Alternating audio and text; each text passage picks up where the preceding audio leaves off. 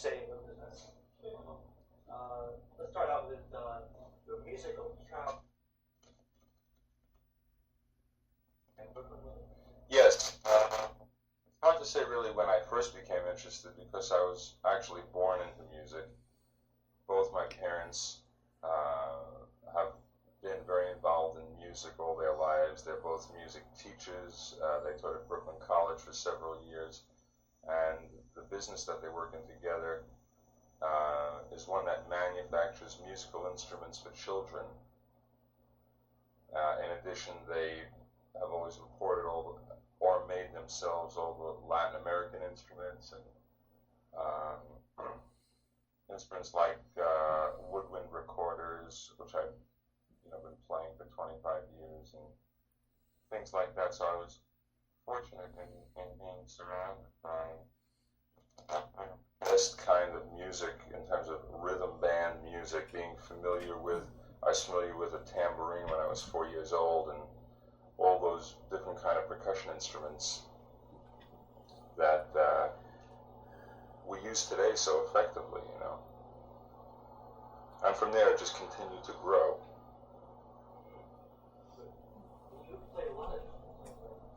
Yes, at various stages. Up until the age of 18, I had studied drums for 10 years and played them in the first band I had ever assembled. I also studied oboe for about 10 years and played that. In fact, when I was about 14, I played with the Brooklyn College Symphony Orchestra, and then played it when I went to college at University of Michigan. I played saxophone a lot in high school because it was always something that was a lot of fun, an instrument that I was always very much in love with, because in the 50s, the saxophone was what the guitar was to the 60s and 70s. In all the rock and roll records, there would always be a saxophone solo. It was rare that one would find a guitar solo of any kind. And so I played a lot of rock and roll sax and dance bands and things like that. And I had a band that I played sax in. And I was able to realize a lot of my musical fantasies as a child and teenager, which unknowingly at the time really helped to set a fantastic foundation for myself in terms of being a record producer. In addition to that, I played piano, guitar, and then, of course, in college, I learned to play just about all the instruments well enough to be able to teach them. I studied flute, clarinet, trombone, trumpet, violin for a year, conducting for 2 years. And as a result, while it's by no means a necessary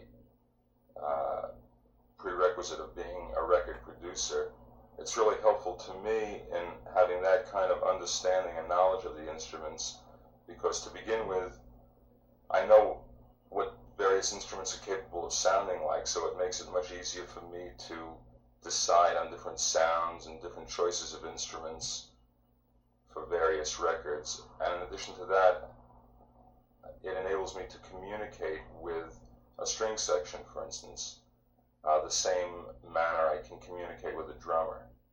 I can discuss if a particular section is not being phrased properly. I can suggest an alternate bowing to them, for instance, which is just a nice little extra tool of communication to have. Saves you from hiring a translator. Right. And it also saves, time and frustration from trying to get across an idea, a feeling that you have, but you can't quite put into words, and hopefully somebody will catch the drift of what you're saying. So. Oh no, because I've always loved all types of music. I was raised on rock and roll, and I think I'm a pretty good historian of rock and roll and the various records and the history of artists and records. And it seems all my life I've been answering oldies but goodies questions. But along with that, I always always had a tremendous interest in classical music and in the early 60s, folk music. Pete Seeger was a very close friend of our family. And just really all types of music. I've always, I love country music. I think that I'm naturally a person that has a great desire for variety in my diet in all phases of life, and it's only natural that music, where there is such a fantastic variety to choose from, it seems that it's part of my character to want to sample a bit of everything. Speaking, you mentioned oldies but goodies, you asked on that. Speaking of your band, Richie and the Counts came across. That was your band? Where did you get that information? One of your, dossier. Oh, I see. That was the name that I had given to my very first band, yes. Did it record? Did you Actually, we made several demos in a studio in Brooklyn, pedaled them around New York, the Brill Building in 1650 Broadway, and got somebody to sign us, and actually made a master, which was never released. But in those days, that was in my sort of early teenage years. Later on, I had a vocal group, and we recorded for Decca Records for a number of years. what group was that? That was called the Escorts. We had one record in 1962 that was #1 in about 10 Midwestern markets, major Midwestern markets. But Decca, which was not the hottest label in the industry at the time, somehow couldn't break the record nationally off of being #1 in Detroit, Cleveland, Pittsburgh, and so on and so forth. But it was a great experience, and it was a great thrill. I'll never forget, in the Thanksgiving vacation of 1962, we had the #1 record in Detroit, and I spent that vacation going around doing 5 record hops a night at the various locations and one of them on a Friday night, there was a record hop that began at 12 midnight at the 20 Grand Bowling Lanes, and it was emceed by Frantic Ernie Durham, who was one of the biggest black disc jockeys probably in the history of radio, and they huddled us into a dressing room that was the size of a large closet, where all the acts shared this one dressing room. And there was about 6 or 7 acts on the bill. Amongst the acts that were on the show with us were 2 new acts that Motown was trying to build and break at the time, the Supremes and the Temptations. And it was quite an experience. So it was a great thrill at the time, It certainly was. It certainly gave me the opportunity of tasting what it felt like to have a big hit at the time, even if it wasn't a huge national hit. In my world at the moment, we were #1, so it was a great thrill. I think you get an idea of what's going on inside of the studio glass. Right. Oh yes, that was of course my first experience in really seeing how records were made. In those days, we still did it straight to mono, 4 tunes in 3 hours, not 3 but 4, and everything was done live, vocals, orchestra, everything. And I used to have to plead to get them to let us do the vocal overdub again or something like that, and to get them to even make an edit was a tremendous task. I'll never forget the first time I watched an engineer making an edit on a tape. I thought it was surely the most magical thing I'd ever witnessed. But I think in those days I learned a lot more how not to make a record, because it was a real strict assembly line approach. Big company assembly line. They'd bring in a guy to arrange it who couldn't have cared less what he was arranging. He was just there to do a job, But it was fun. It was fun. This was before the days of the Oh, yeah. just the days of it. The independent producer, with the exception of Phil Spector, who was just beginning at that time, I would say didn't really happen until 1965, which was when I started out in the record business as well. And it was very different before that. Did you ever teach music? I taught music at Michigan for almost a year while I was doing sort of some postgraduate type of work there. And for a short period of time, I taught retarded children in New York when I went back. But I really was never interested in being a music teacher. I went ahead and got my teaching certificate in New York as well for the old cliched something to fall back on. But somehow I knew that it wasn't part of my plans. However, I think that my experience in learning to be a teacher was invaluable in terms of doing what I do now. I mean, I would say if anybody wanted to study to be a record producer, then I would say, okay, get it. I'll learn to be a music teacher and to specialize in as many areas as you can, concentrate on vocal and instrumental work, which is exactly the program that I studied, because it just enables you to be as familiar with as possible with all of the different facets of the recording process. I guess by doing that, you would learn how to get what you want out of people too. Oh yes, absolutely, because it's one of the best ways of being able to get what you want out of people, and that is one of the real keys in making, I won't say a hit record, but in realizing the goal that you hear inside your head, and making the kind of record you want to make, and being able to get what you want.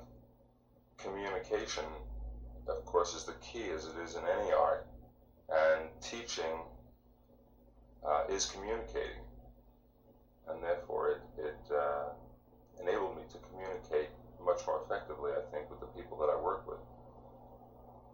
Okay, next on our list, did you ever work in the Brill Building? I worked not in the Brill Building, in 1650 Broadway, which was the slightly updated version of the Brill Building. That's where I began in the business. I began right away with a partner, a money partner who had who was ready to just go ahead and open up offices. We were total unknowns, nobody, but had the opportunity to have an office in 1650 Broadway. And it was having that base of operations that really inspired me to taking a shot at going into the record business.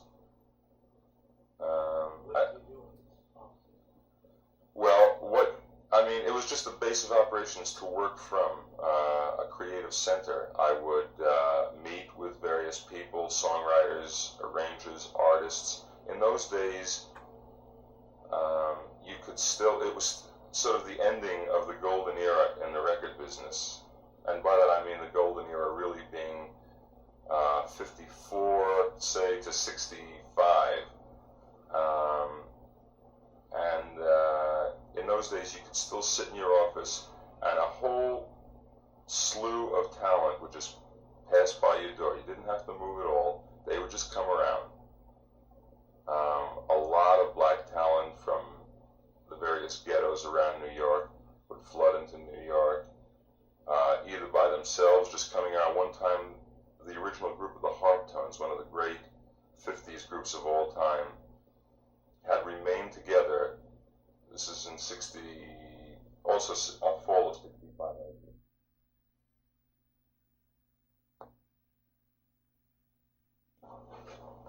Were you producing records at that point? I was producing records at the point. I had my production company, and they had remained together, hadn't recorded in about 6 or 7 years, and all had various jobs during the day and could only get together at night.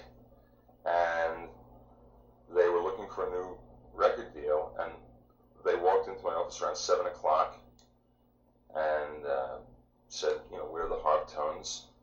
I said, is that so? Well, how about singing me a little bit of Life Is But a Dream, which was probably their biggest hit. And so they grouped around me. I was standing about 2 feet away from them, and they broke into an a cappella version of Life is But a Dream that I will never forget as long as I live. I mean, it was absolutely, it was not as good as the record, it was better. Because it was more of a perfect gem than the record, which was always, just a bit rough. Of course, a part of the roughness was the magic, but in this particular case, it was like a refined gem, the way they sang Life is But a Dream. Then I asked them to go into Sunday Kind of Love and Three Wishes and a variety of their other hits. But I'm just saying that was the way I first met Tiny Tim. A friend of mine just brought him in to the office, and he was certainly one of the infamous Broadway freaks who made the rounds. There was always a group of freaks, not like Tiny Tim, but various oddities, almost like sideshow characters, who unfortunately were really, one can't really say why they even made the rounds as they did, because they didn't have any real talent, but it was just, kind of a show unto themselves. It was like a humorous relief for the day. But there was just all sorts of activity, almost like a three-ring circus, tremendously exciting in those days, I might add. And in addition, I would rehearse the artists I was working with in the office, and just do everything there. Were you recording there? Well, a recording in New York? Oh, certainly, yeah. That's when I first started making records. I was recording all the time. What were some of your early records? None really that that you would be familiar with or know. Unfortunately, a lot of them weren't released because from the time I made my first record, I sold it. I sold the master to a company that was located right next door to us. It was a very big, hot company in the business at the time. That just somehow enjoyed buying up masters, and I never had to pay for a record again as long as I wanted to just keep on going. And they said, you can record as much as you want. We don't have to hear a song or an artist or anything now. And at that time in my career, that was an incredible opportunity. So I just kept making the records, and I just saw them continue to not being released because it was just a very bizarre circumstances with this particular company. I don't want to mention names, it's not really important. But they had their own label, and they would release some of them on their own label. And they were also a production company that would make deals with other labels. But if a record cost $1,000, they wouldn't sell it for a penny less than $2,000, just on general principles. So it was very difficult for other people. Most of the records were R&B records, soul records, black music, whatever you want to call it. That's really where most of my roots were from. And I distinctly remember sitting down to a meeting with Ahmet Ertegun and Jerry Wexler. After I'd been in the business for 3 months, there was a particular record I made that they really loved and we all felt was a hit record. And they just sat down with me asking me if there was some way that I could act as an intermediary between the company that owned the rights to the record by virtue of the agreement that I just described to you, because they couldn't arrange a fair price for them, and they desperately wanted to put the record out.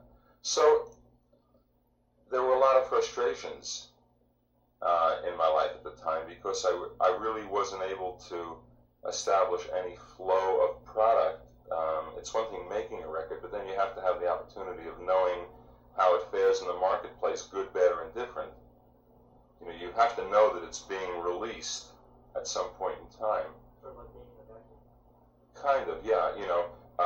I'm making all these records that everybody got excited about, records that I really feel, looking back and listening to them, were excellent records, some great records. But, and establishing a very, very strong reputation in New York for making good records. But only about 3 or 4 of them saw the light of day in the first 6 months. So then I eventually continued on as an independent producer, just work in business for myself. And then slowly but surely realized that I had to come to LA to continue working, because New York was starting to become very stagnant for me, very very stifling. Somehow I just sensed that it was no longer the place where I could function effectively for what I wanted to do creatively.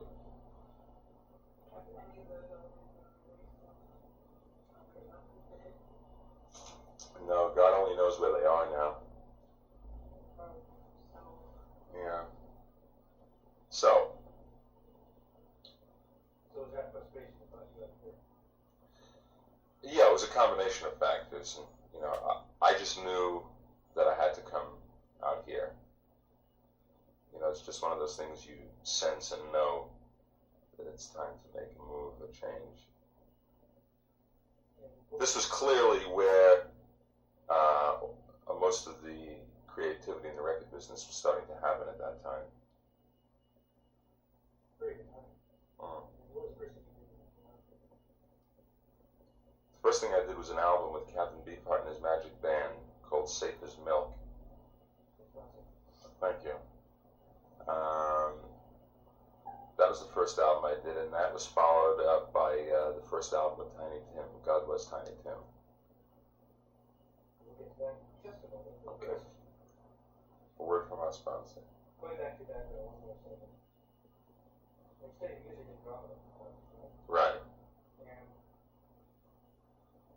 by using those two, I've noticed this about your records because others have, they seem to be very theatrical. Is that a chronic event? I think so. I've always been a great lover of theater and film and the element of theatricality. And so I've always tried to make my records. I tried to broaden the listening experience as much as possible in the records that I make. Try to make them come alive as much as possible. And have always been attracted to very visual artists. Well, I mean artists that had a lot of strong visual or personal charisma. Artists that, if they weren't involved in films, certainly could have been very easily. But very sort of animated artists full of life and excitement.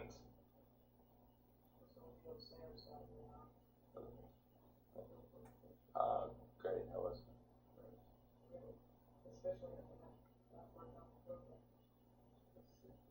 Great, they all like them.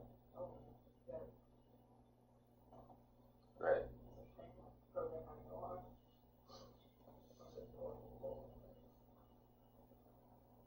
From the interviews we've read, you said that you're trying to usually get your involvement with the artist to go beyond what's happening in the studio.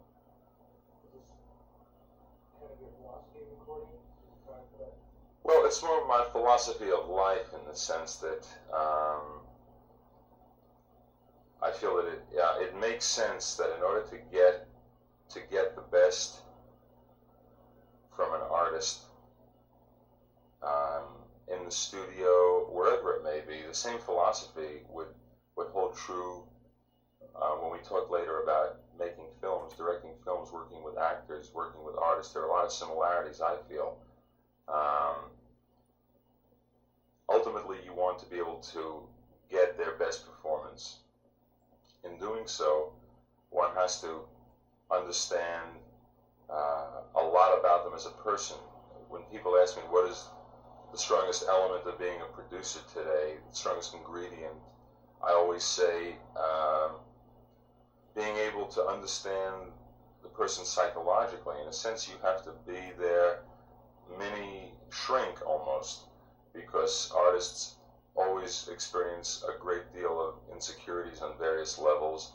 They always tend to lean on you as the producer, obviously for musical support and advice, as well as in other matters. If they have something, if they come to the studio and have just been going through a heavy emotional change, regardless what it may be,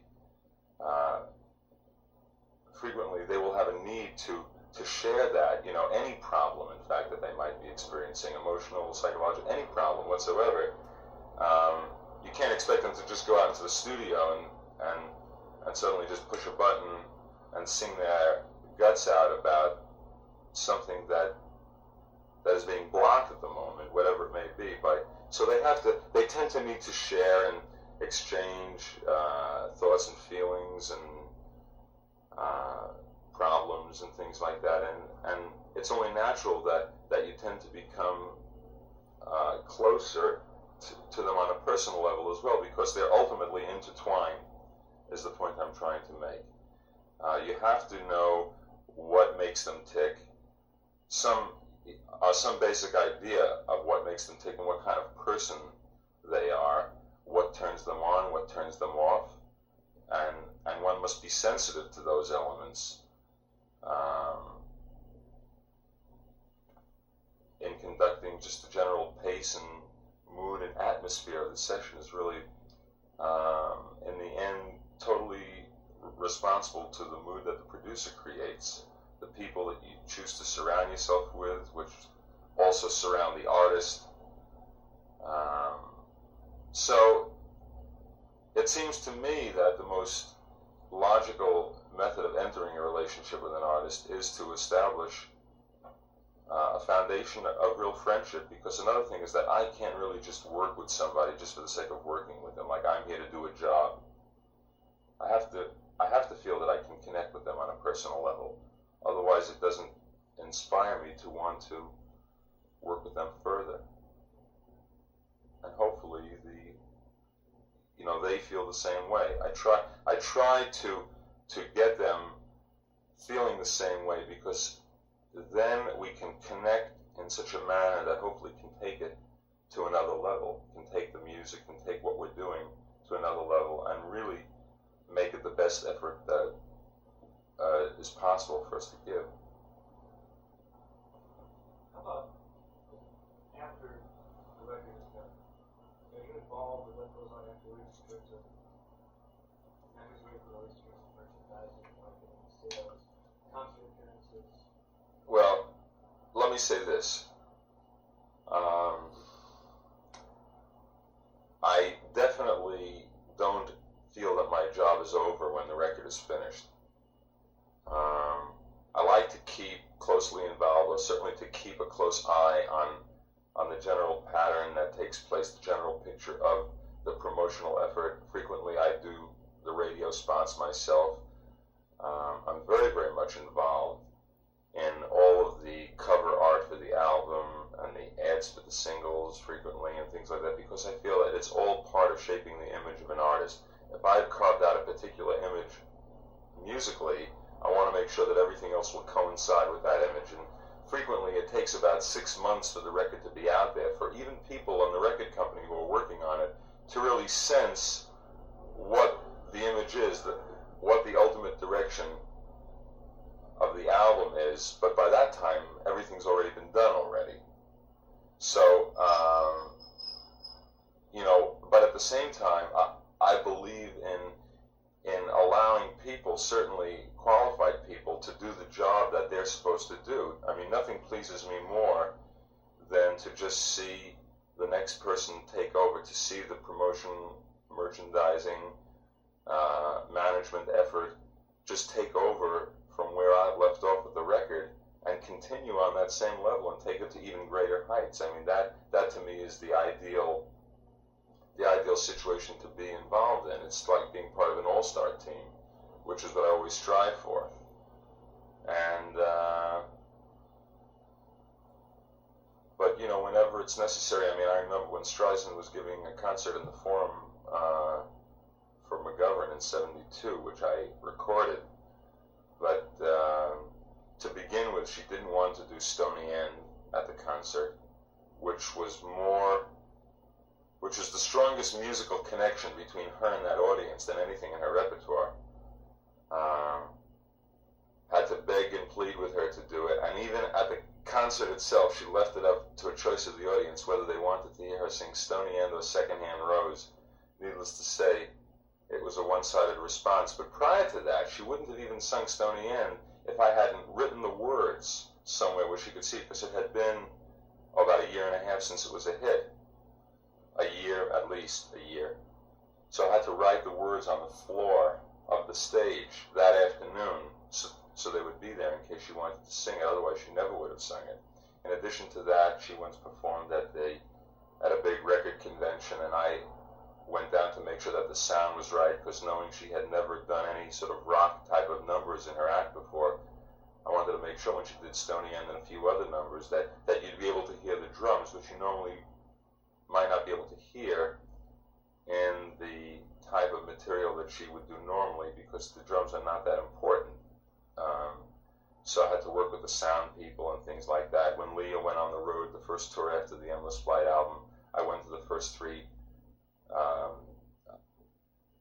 performances with him, together with my engineer, to make sure that the sound was right, and to consult with him.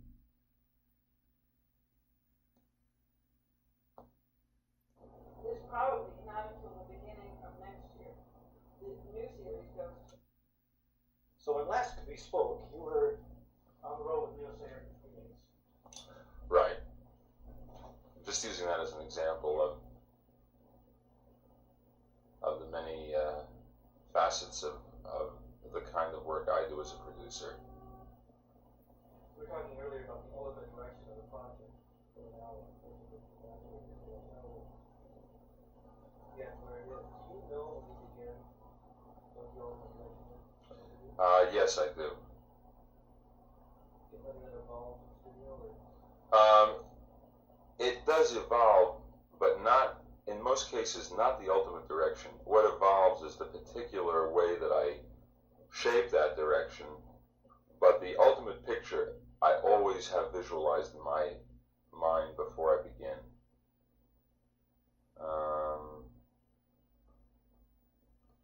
You ever been surprised that you're going one way from an album? Sometimes they're a little surprised, and that makes it exciting, because there's always room for change in that respect. But particularly with an artist that has had some former base of reputation or success, as has been the case with a lot of the artists I've worked with, then there is always a very exact picture of what I want to do. The only time when there might be changes if I'm working with a new artist. Then it might, it's open to more change than with an artist that, as I say, is established, because then I have a very strong frame of reference. They have a previous body of work. I know basically what their instrument is about, what it's capable of doing, what its strengths are, and what its weaknesses are. So I've already made kind of a very clear evaluation of that, and chosen the direction or concept that I want this album to go. Now, I may not have the pieces together as to how I'm going to achieve that concept, but I do know what the ultimate goal is. You record live in the studio? Oh, sure. All the time. Live performances. One take was done in one take. Many takes done within 3 takes. The liver the better, as far as I'm concerned.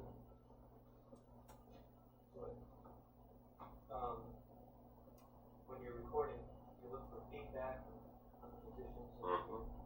Absolutely. I'm the type of person that really opens up a session to feedback from creative people who I've chosen to be around me, whose taste and opinions I respect. And I think that feedback is very interesting. The producer must still be very strong in his ultimate conviction and ultimate judgment, so as not to be too swayed by feedback, so you don't find yourself getting caught in the middle. I mean, there have been times when everyone in the room has felt one way and I've still disagreed for various reasons, but usually I find the feedback to be very helpful, very enlightening, because the people that I choose to be around me in that kind of situation are people that I've chosen very, very carefully. As I said before, that's one of the very key decisions, key elements in making successful records, I think, or being successful at anything. And I know, therefore, that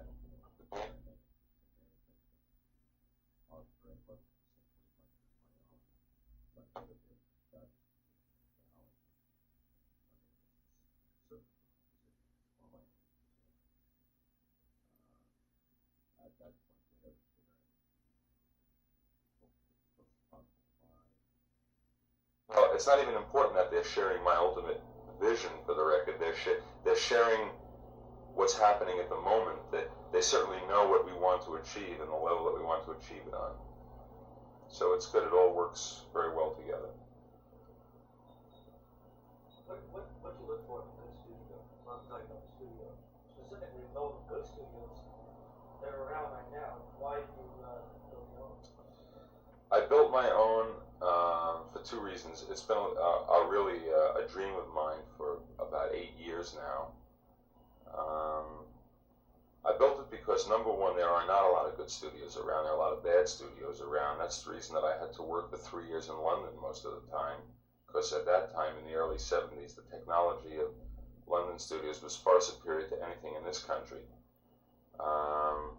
Now studios have gotten better, but I still have never found in Los Angeles a studio that I could say without reservation, this is the best studio. I'll go here to record. There is no best studio. They all have different good points and different problems. I have never found an ideal environment in which to record. And so it was really out of necessity, out of creative necessity, that inspired me to have my own place. And in addition to that, I knew that because I did so much work in a studio, there would be no problem with the studio being successful, because just with the work that I do would be enough to keep the operation afloat without worrying about clientele.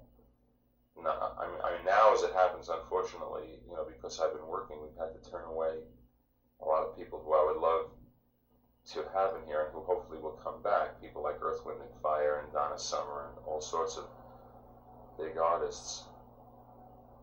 So it's been tremendously gratifying, not only to have built my own self-contained recording environment, but also to know that so many people within the industry find it such a great place to work as well. I worked very hard on really creating a very special feeling, a vibe, if you will, in the place, and everybody seems to feel it when they come in. It doesn't just feel like a regular studio, it feels more like home in a sense. Well, in addition to putting together the finest technical equipment we knew how, myself and my right-hand man in this operation, we both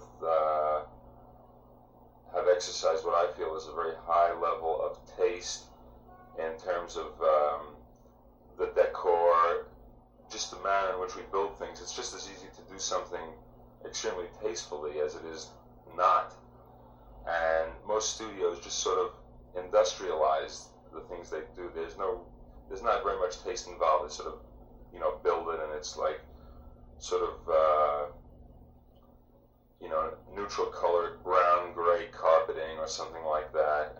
And we really look for those special touches that you would only usually do in your own home. And we put it together with that kind of love and care. And I think it's reflected itself. We're just beginning. There's still work going on all the time. The outside of the building hasn't been done yet. We're expanding our small studio in the back now. I'm going to have the first, and what I feel is really the state-of-the-art computerized board that has just been invented in England. And so it's really continuing to grow by leaps and bounds. I mean, we're really only at it a year and a half. And we began with it.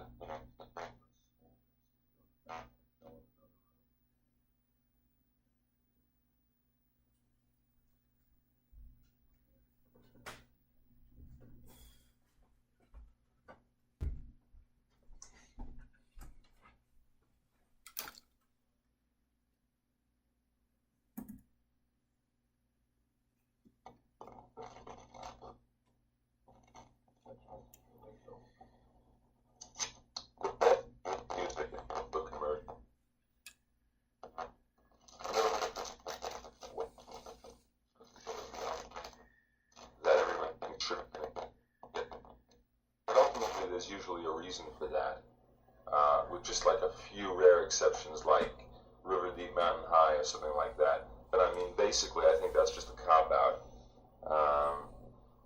Good music, really good music, is commercially successful, you know. It's very simple. Look at Fleetwood Mac.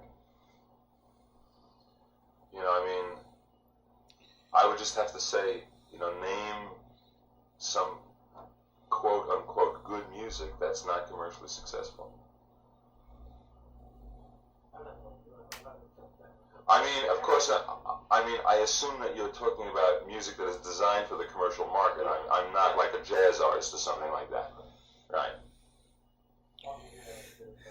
Yeah, I think so. You know, it's too good to make it, you know. And I see the point in that. I mean, I felt that When I Need You was perhaps going to be too good to be a big pop hit amongst the masses.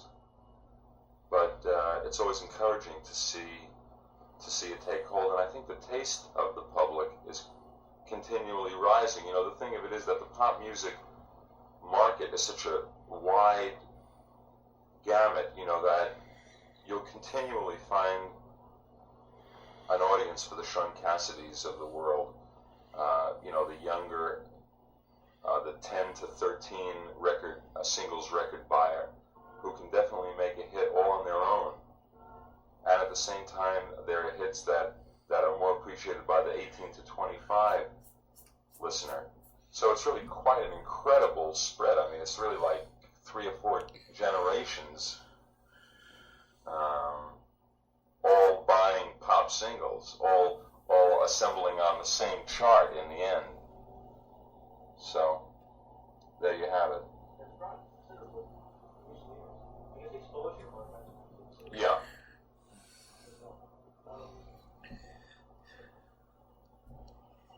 What exactly, for those listeners who do not know this, what exactly is an independent producer? An independent producer is merely a record producer who is not signed exclusively to any one particular record company, one that can work with literally any artist in the business on any label, who works independently for himself and who's available for hire, for lack of a better word, for any artist. So therefore they have most flexibility and mobility in being able to work with a tremendous, with anyone, you know, without any limitations. What they give up in doing that is that you know, you give up the security of a weekly income and expense accounts and all the rest from being a staff producer with a record company, but then you're limited to producing only the artists on that particular label. Right. How do you go about, do you search for material for an artist? All the time. How do you go about doing that? Well, I used to just search from everywhere and anywhere. Writers that I have close relationships with, publishers that I have close relationships with.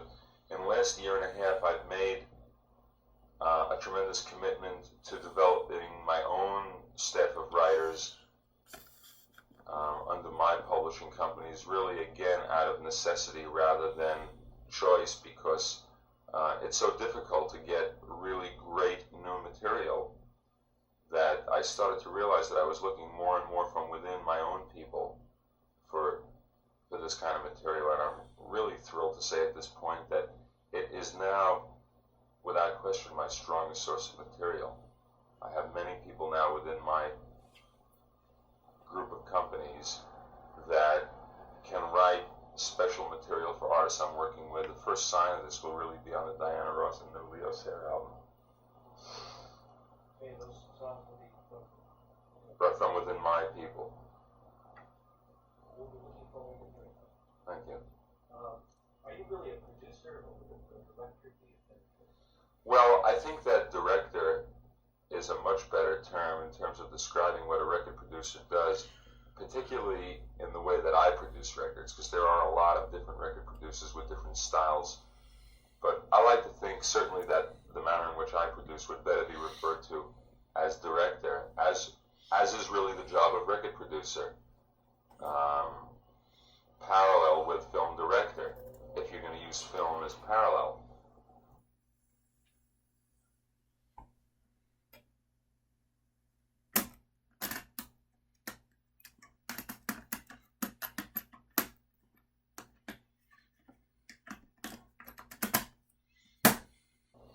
So, as I was just concluding, so I can't really think of a producer that has worked with a large variety of artists to the point that you could say, well, I would go out to buy a Richard Perry produced album or something like that. I really don't know the answer to that question. It's possible. It's very gratifying and flattering to think that that might be the case. I imagine it might be, but I really, as I say, have no way of gauging that. Although record buyers have been more aware that they might feel that they'll get a better sound. Mm-hmm. Yeah, perhaps. They're used to some quality that's going on somebody's body. Right. And that's drugs to slow down. With this.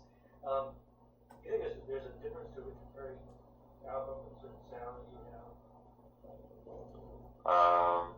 I think there is. People tell me that there is.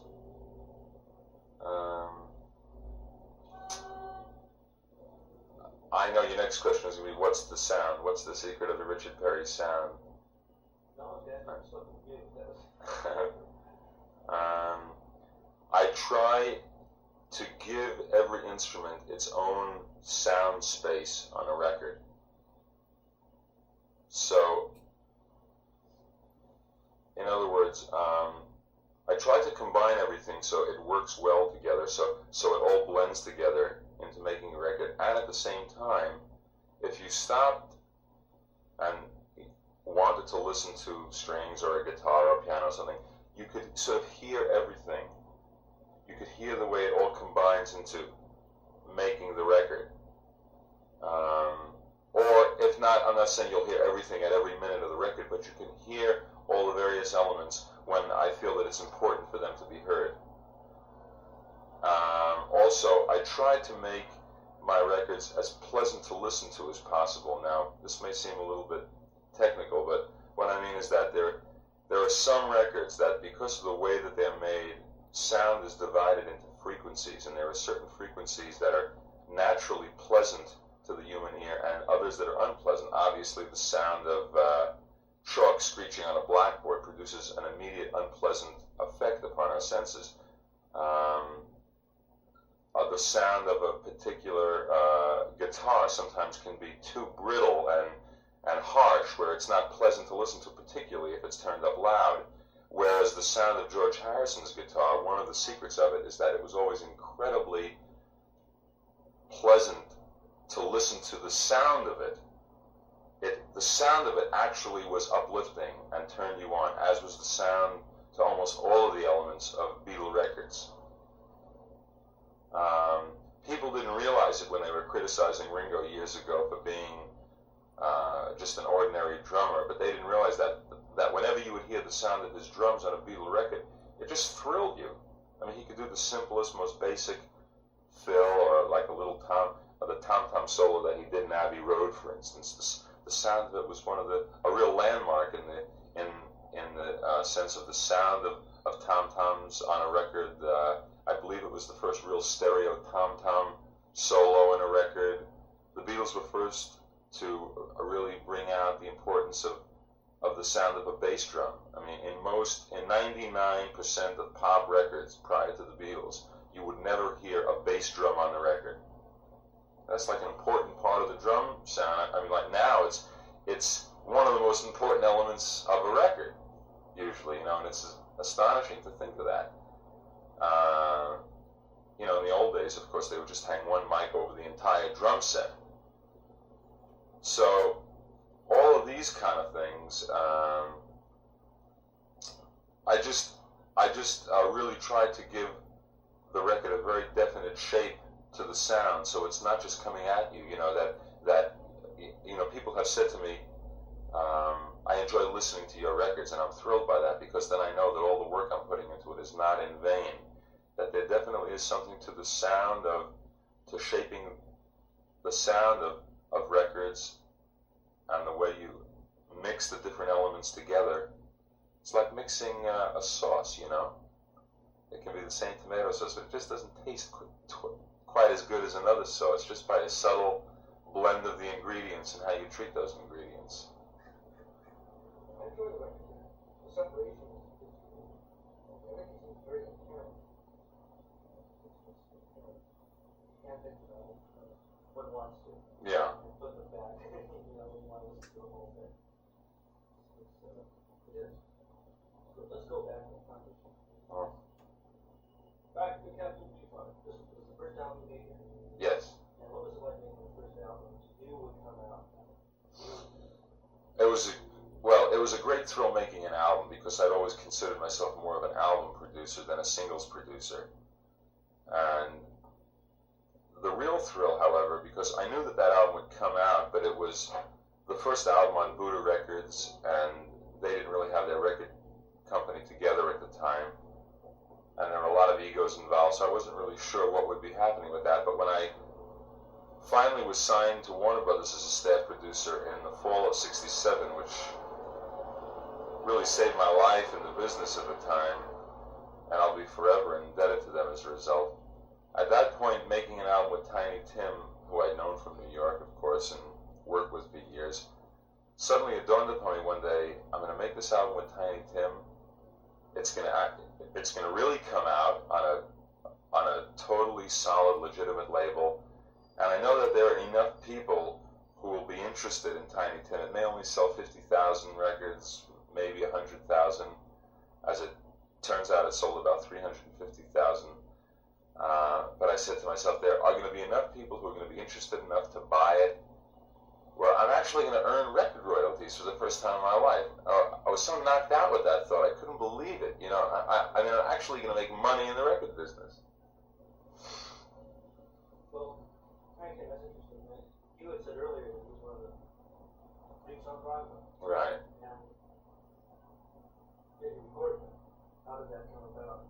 And more, and also, while we're on the subject, because he was a phenomenon, some people call him a freak, and you took an album that really presented, hit album that really presented what it was, how you were able to kind of divorce yourself from all those media. Well, I mean, I didn't create the media attention. I created the album before the media created the vision they had of him, and our two visions couldn't have been more apart. At the time, the media wanted to see him strictly as a sideshow freak, and I saw him as something more like a character in a Walt Disney film where he was the only live character surrounded by animation. Something like that. That was one of many characters that I saw him in, where I wanted to try to go beyond the freak thing and control that and just use that high falsetto voice as a fine spice rather than strictly laying on that as the main diet, which is what the public wanted. Even when he would go on a TV show and sing a beautiful song like As Time Goes By and croon it in the style of Bing Crosby or Russ Columbo, and the people would be genuinely moved. There would be thunderous applause afterwards.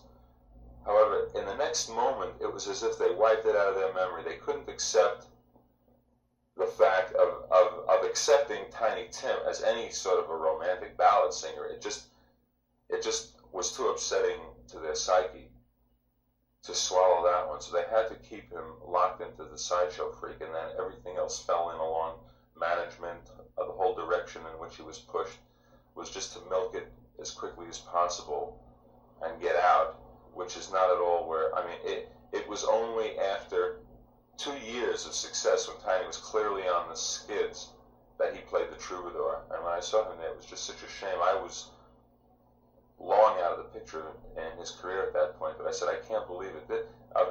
A club like the Troubadour, the Bitter End in New York, is his most natural stage, his most natural habitat. It's like taking an animal out of the jungle and, you know, putting him up on the stage of the Ed Sullivan Show or something, and then finally, at the end, after you have no use for him anymore, bringing him back to where he belongs.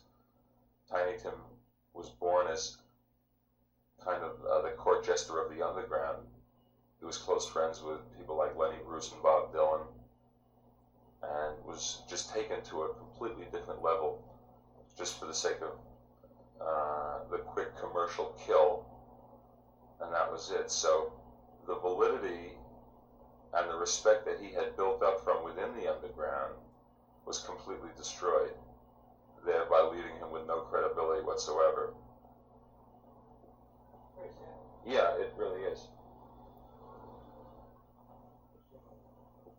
Where is he now? I really have no idea. I'd like to see how he's doing. After 10-15 Fats back. Right. That, I guess I recorded. In a long time. And that was a great experience working with him, obviously, one of my teenage idols, a great fan of his music from way back. It was a great thrill. How did you work with him? Was it contemporary tunes? Were you trying to... Well, what I was really looking for was the kind of tunes that he had hits with, because I felt that, just another one of those recorded in a more contemporary light, but with the same magic and feeling, would have been a smash hit, because this was right at the time when Creedence Clearwater was at their height, and I really felt that the time was so right for Fats, but it was very difficult to find someone to come up with that kind of a song for him. Most of the time he wrote those songs with his writing partner and trumpet player in his band, a fellow by the name of Dave Bartholomew, who co-wrote just about every hit that Fats ever made, in addition to writing a lot of other big hits, some for Elvis Presley. And he and Fats were no longer associated together. Fats was too insecure to write for himself yet. If he had a couple of hits, I think he would have gone back to writing, and was sort of too comfortable doing Las Vegas 3 months a year, and Reno and Tahoe, and a club in New Orleans and a big club in Dallas, and that was sort of it for him for the year. And he knew he could probably continue doing that for the rest of his life, whether he never had another hit, just based on who he was and his place in the record in the history of the record business. So it was very, very difficult to motivate him and the people behind him. It took 2 years of prodding until they finally booked him into Fillmore East for one night, and that was it. There were no other gigs like that. And I continued to try to get them to see him in a new light.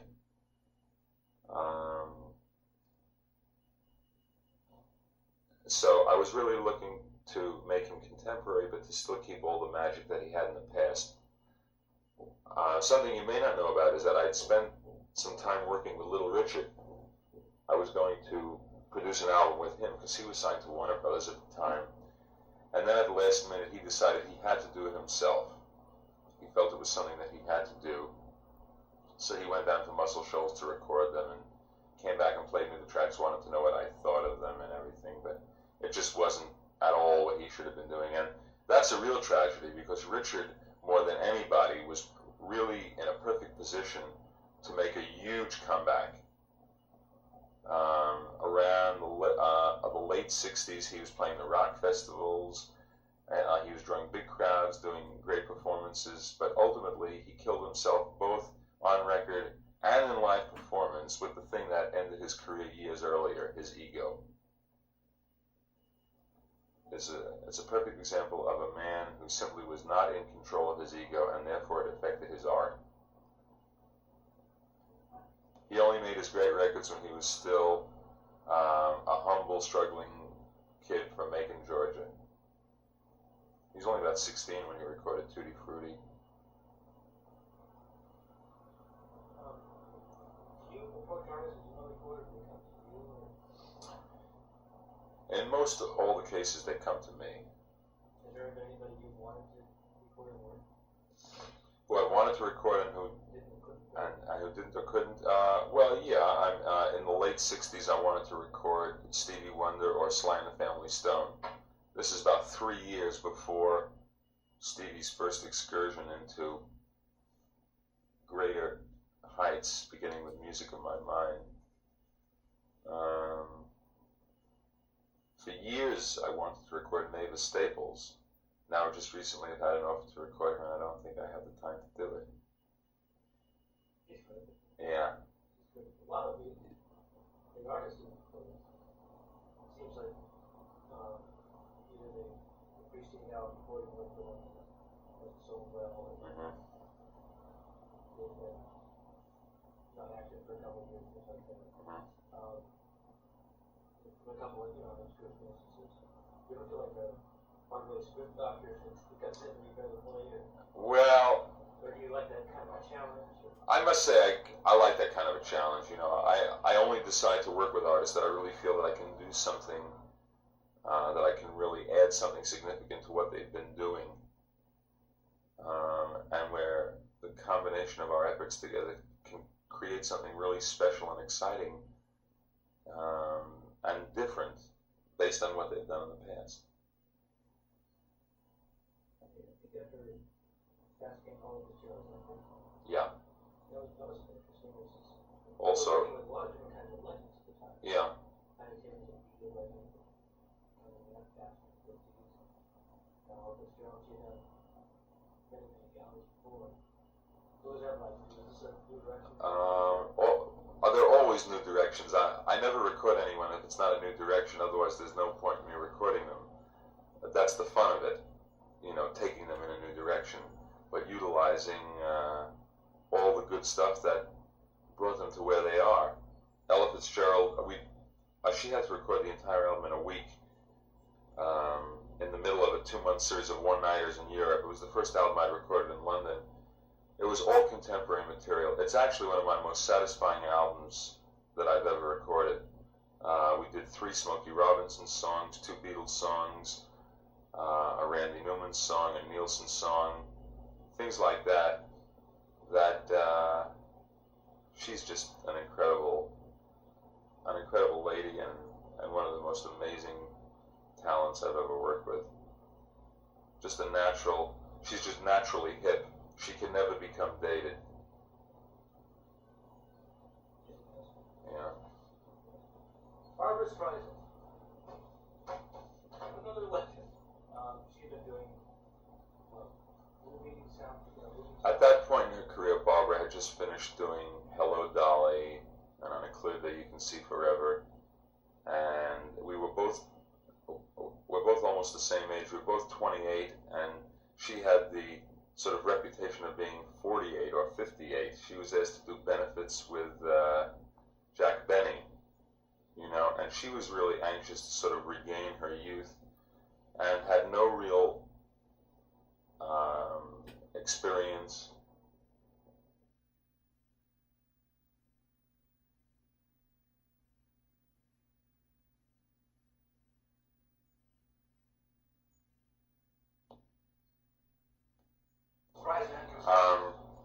So at the time,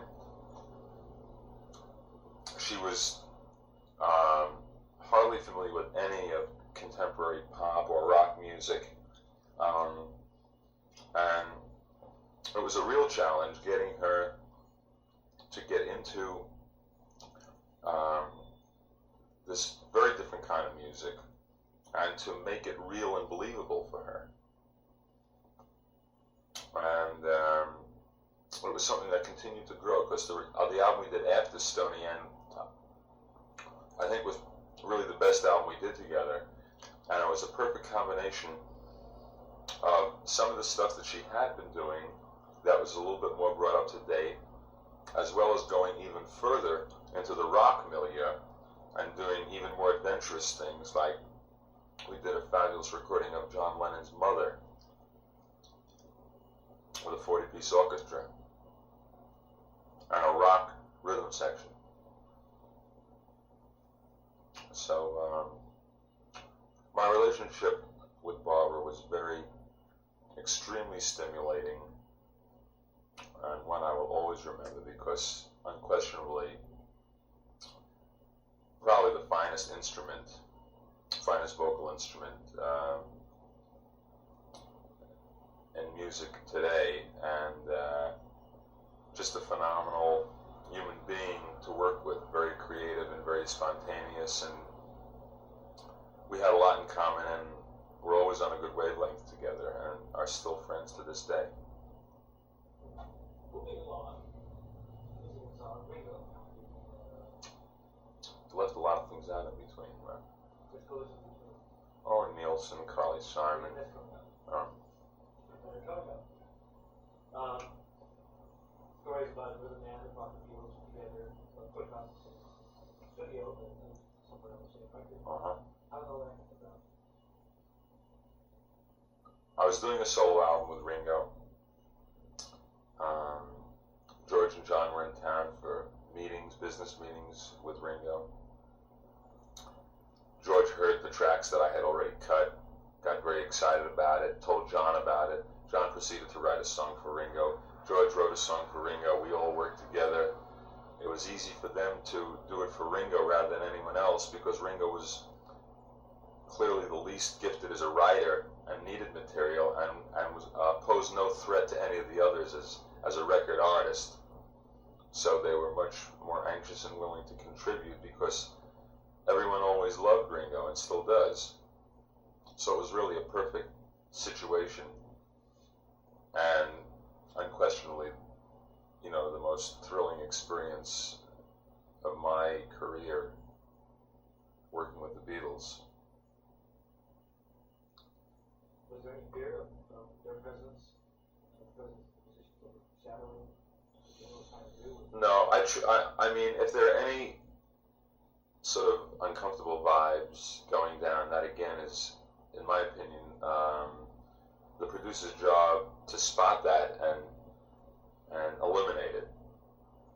But if anything, no, I mean, we were always surrounded by friends of theirs, friends of mine, so it was always very comfortable and very beautiful. Burton Cummings. That's not quickly moving now. Burton Cummings, well-known lead singer, who may not have been known, his name may not have been known, his voice is really known, creating a solo identity for him. How's that gone? How's that gone? How were you able to do that? You take somebody from the group environment. Well, he was just, I mean, the case of Burton Cummings was, you know, just very simply that he wanted to be a solo artist and had written some very nice songs and I recorded them. It wasn't as much of taking him and creating an identity. Burton really has created his own identity.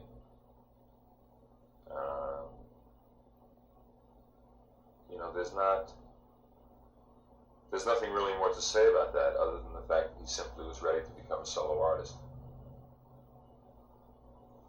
Okay. Great. The Nielsen albums. I'm talking about those What would you like me to talk about? well, I don't know, they're always among my favorite albums. It was so much fun. You know, it was like a concept of being on the show. There's great playing on it. It's really enjoyable. Is that something that you created or you worked on together, or? Well, Nielsen always had a great deal of humor and lightheartedness in his music. I think I created the whole new musical stage that he performed on, and definitely influenced to a great degree the direction of his music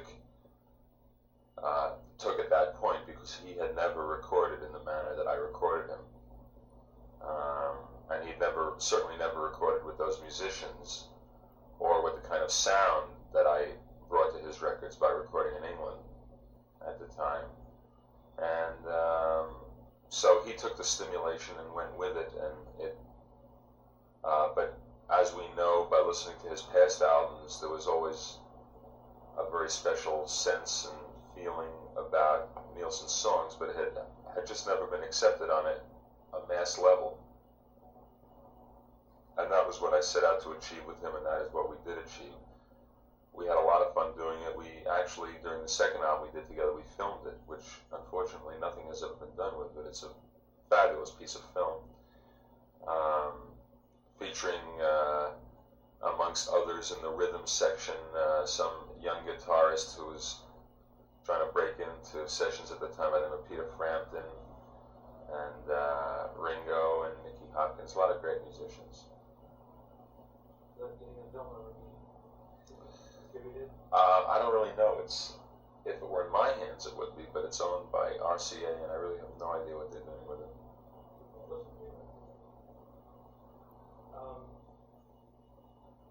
Carly Simon, I mean, from the interview that we've read, it seems to be a very close relationship with her. Yes. With James. How does this work on record? Well, it always works to enhance the records. Because, again, back to the earlier question, a close relationship enhances the working relationship. And it's also nice to be able to have something in common with the person after the record is over.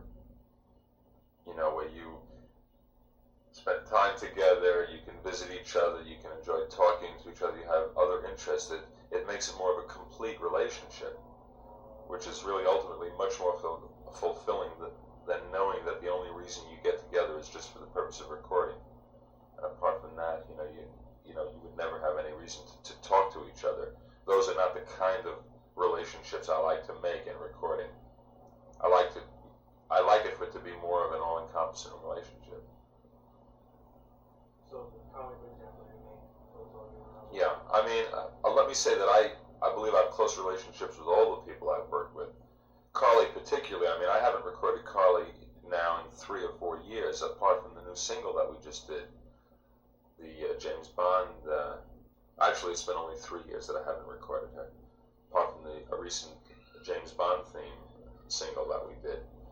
But, it hasn't diminished our friendship one bit. Leo Sayer, whose previous album was not as successful as another one. And I know Leo talked about you working together and changing direction, or helping find a direction. Can you talk about that? Yeah. Is there anything specific? Just to say that again, the same principles that I apply to all artists were applied to Leo. It's just that with Leo, it has worked so beautifully because Leo desperately needed a change in direction at the time that I met him. He was at probably the all-time low period in his career and really didn't know which way to turn at that point. His whole focus for writing, his whole criteria for what was important in a song were totally different than mine. And I made him understand different values and just to sort of write along different lines and in different directions than he had been, sensing all the time that he had more than the ability to do this, because I do believe he's one of the most extraordinary talents I've ever worked with. And Leo just took to it so beautifully and so quickly. The influence was immediate, and what's particularly gratifying is that it continues to grow by leaps and bounds. I have never seen an artist in the history of the record business make such a tremendous change in maturity and sophistication in his music, given the success of a first album and singles from it, to his second album. I mean, most artists that have a big first album usually have a difficult time sort of following it up. Now, at the time that we're talking now, the new Leo Sayer album has not been released. By the time the show goes on the air, it will have been out for about 3 or 4 months. So I'll either look like a great prophet or a fool, but I just feel that the new album that I've done with him is just no question one of the finest, if not the finest thing that I have ever done, and represents just leaps and bounds beyond the Endless Flight album.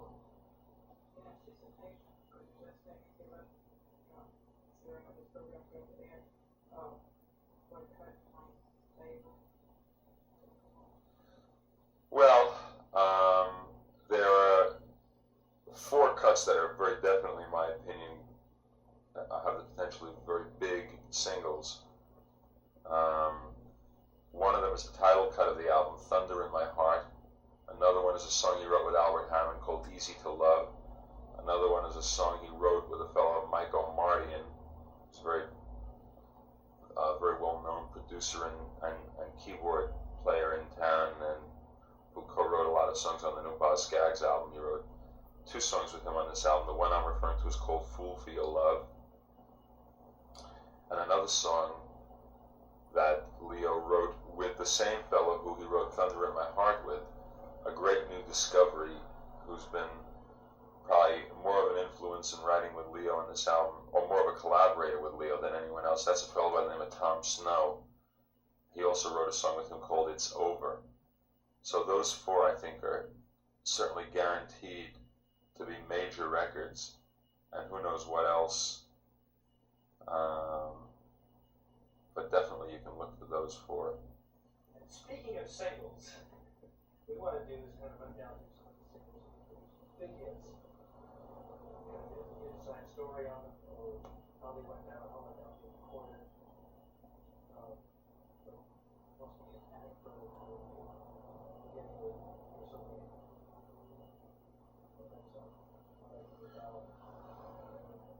Famous backup singers. You're So Vain was originally called Ballad of a Vain Man until the very last minute. It was a very difficult track to record. I had to do it 3 times because it starts off very quietly, where you have to establish excitement and then gradually builds and builds and builds. So it had a lot of dynamic changes, and I suppose you're looking for something to the effect of how did Mick Jagger wind up singing background vocals on the album? And, yeah, there's nothing really to say. I mean, Carly had an idea to have Mick sing background vocals. No one had heard from him. We abandoned the idea. Suddenly he showed up one day to visit, and she asked him to try the background vocals, and he did, and of course it was magical. That's really all there is to it. Maybe he's done the songs about it. Never know. These are important things, radio listeners, because they're songs that they love, Right. instant memory. Yeah. That's why we find Okay. Well, is there anything else you need on that? Was I too abbreviated? no, that's fine. Okay. Without You. Without You was it was with that song that we began working on the Nielsen Schmielsen album. He had no songs written at the time, and we were both in London, and we knew we both loved Without You. At the time, Nielsen only wanted to record it with piano and strings as opposed to putting a rhythm section behind it, and I had to twist his arm to get him to go along with a rhythm section, which he hated right until the end, practically.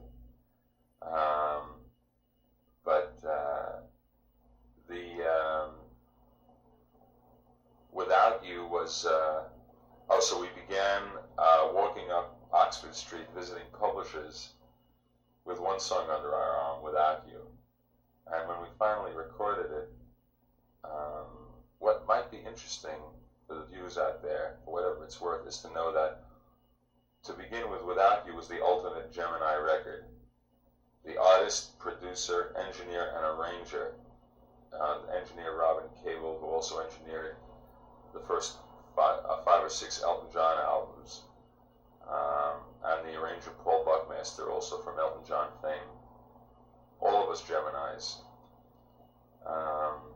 And in addition to that, all of the work that was done on the record, the cutting of the basic track, the overdubbing, the vocal performance, the string session as well, was all done after midnight.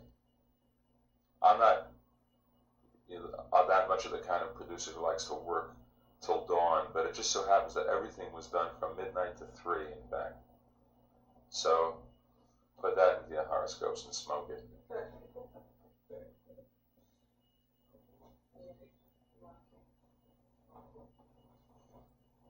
I really appreciate this.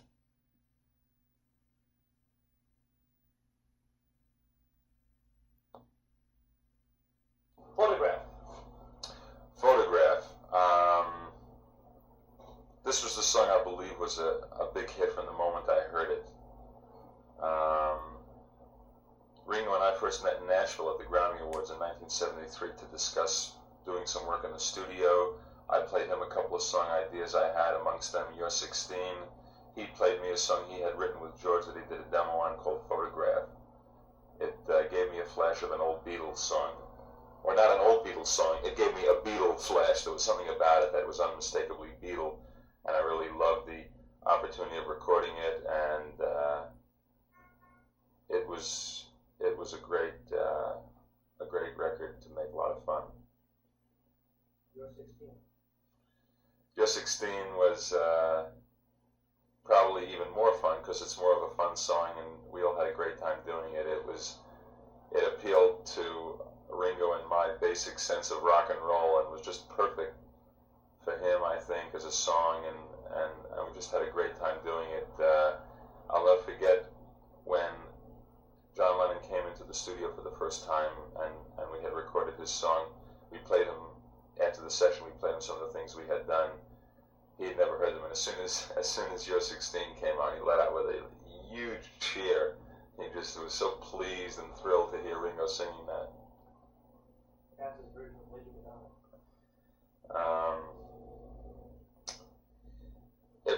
I had an interesting conflict that I experienced in having Fats do that, because on one hand, musically, the song was perfectly suited to him. If I'm not mistaken, McCartney was consciously trying to capture the Fats Domino magic in doing Lady Madonna. One of the many brilliant things about the Beatles' work is the fact that they could do something like that, capture a flavor, the essence of a Fats Domino sound, and add their own brilliant talent to it and make it something completely unique. I don't believe there's ever been a record quite like Lady Madonna by the Beatles. So because of the musical similarities, it felt like doing a contemporary album with Fats Domino was a natural to do Lady Madonna.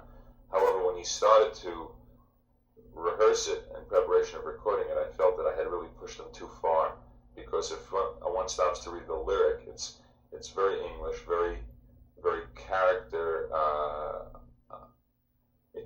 It's very British in character, and certainly light years away from Bourbon Street.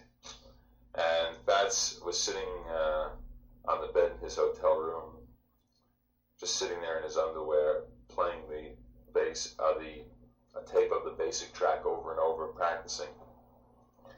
And as he sat there, he told me that he had a daughter named Donna, and that's why the song meant so much to him. Stony End. Stony End.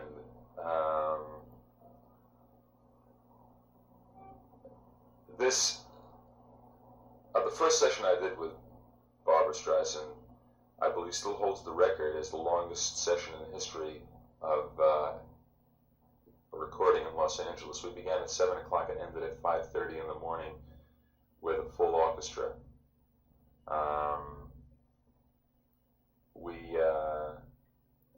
It all seemed to be centered around Stony End. We did 5 tracks, I might add, during that period of time, half the album.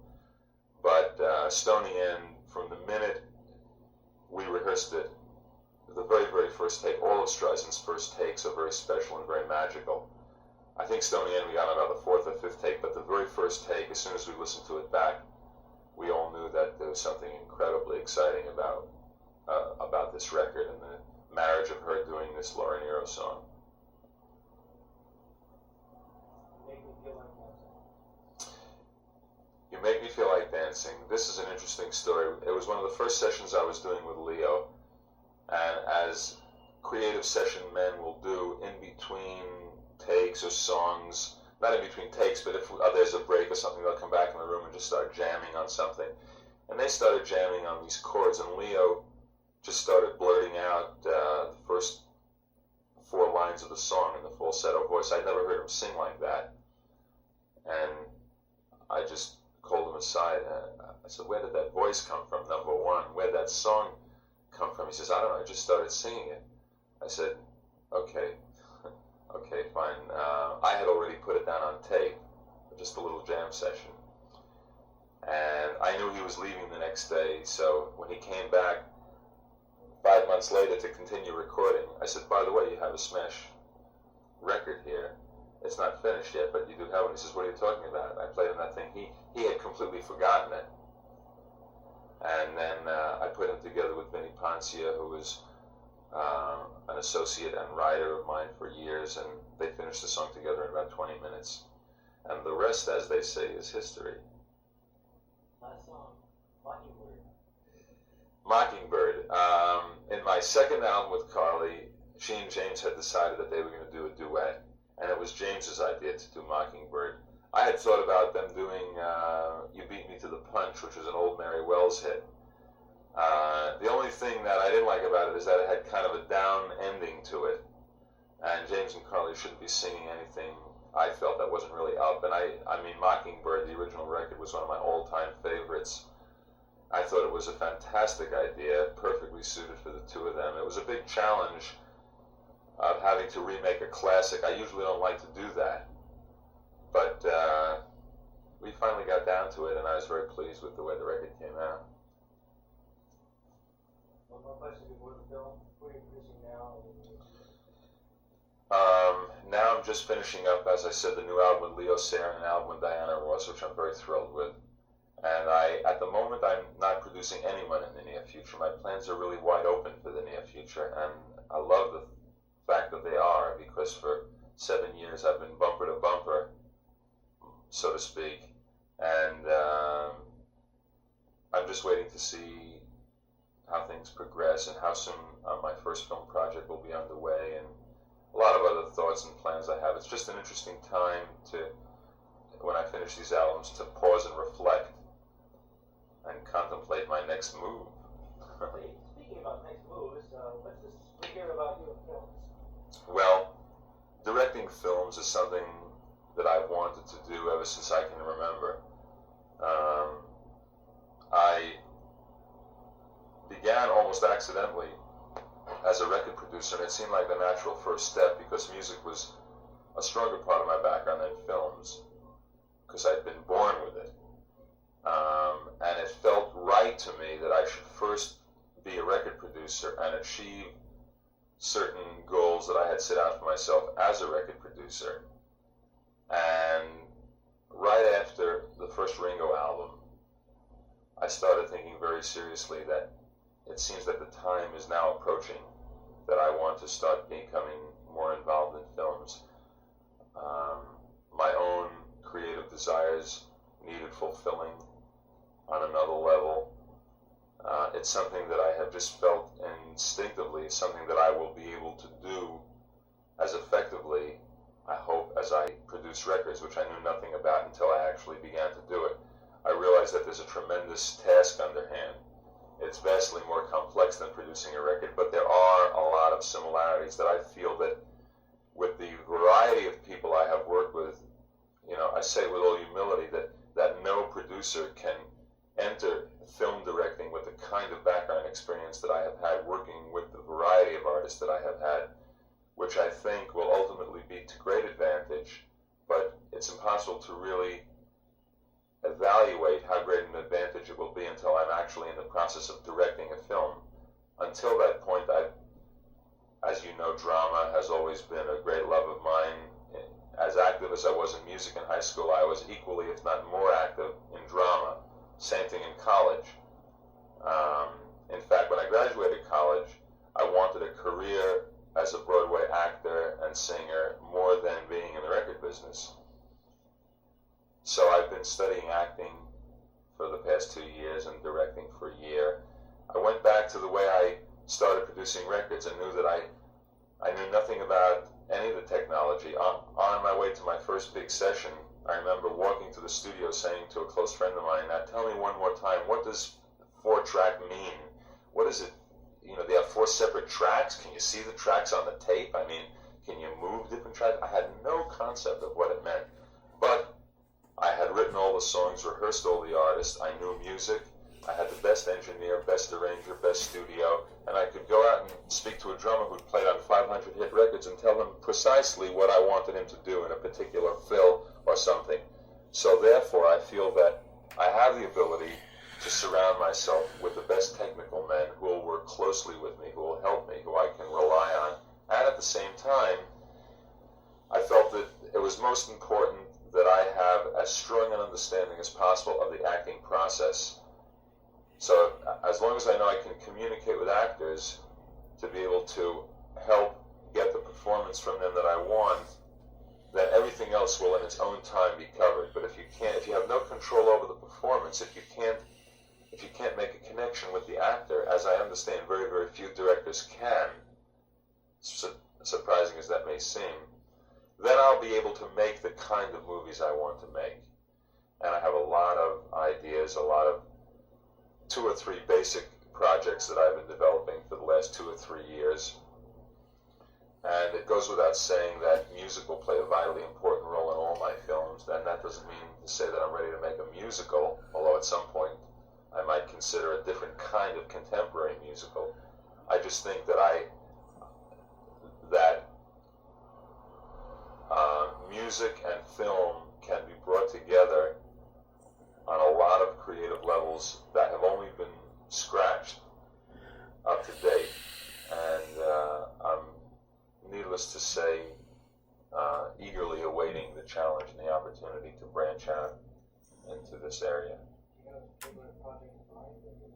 I have 2 particular projects in mind that I've been, as I say, one I've been developing for 3 years and one for a year, and I'm currently looking for writers for both projects at the moment.